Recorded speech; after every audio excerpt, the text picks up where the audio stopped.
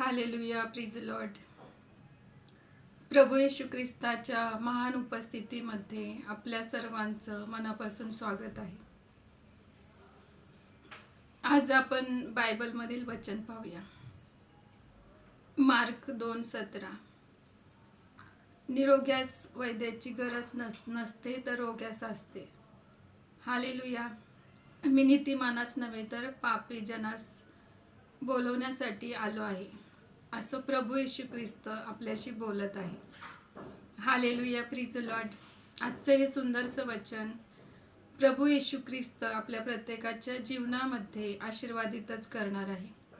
Hallelujah. प्रभू येशू ख्रिस्ताने आपल्याला ही सुंदरशी वेळ दिली आहे आणि हे नवीन वर्ष दिल्याबद्दल आपण प्रभू येशू ख्रिस्ताचे मनापासून आभार मानूया. प्रभू येशू ख्रिस्त या नवीन वर्षामध्ये आपल्या जीवनामध्ये त्याची शुद्धता, पवित्रता आणि त्याचं चांगुलपण घेऊन येणार आहे. हालेलुया. बायबल सांगते की तुमची पापे अग्नीसारखी लाल असली तरी ती बर्फासारखी पांढरी शुभ्र होतील. हालेलुया.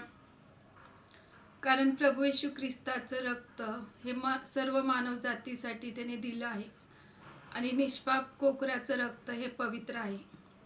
सर्व प्रकारच्या आजारापासून, सर्व पापापासून तो आपल्याला सोडवत असतो. मनुष्यपुत्राला सर्व प्रकारच्या पापाची क्षमा होईल, सर्व दुर्भाषणाची क्षमा होईल, परंतु पवित्र आत्म्याबद्दल केलेली निंदा त्याला क्षमा होणारच नाही, कारण तो सर्वकालीन पापाचा दोषी आहे. हालेलुया, असं बायबल सांगतं. हालेलुया. प्रभू येशू ख्रिस्ताचं राज्य आपल्या जीवनामध्ये भरपुरीने कार्य करत आहे, कारण परमेश्वराचं वात्सल्य मोठं आहे आणि त्या परमेश्वराने आपल्यामध्ये त्याचं जीवन दिलं आहे. हालेलुया.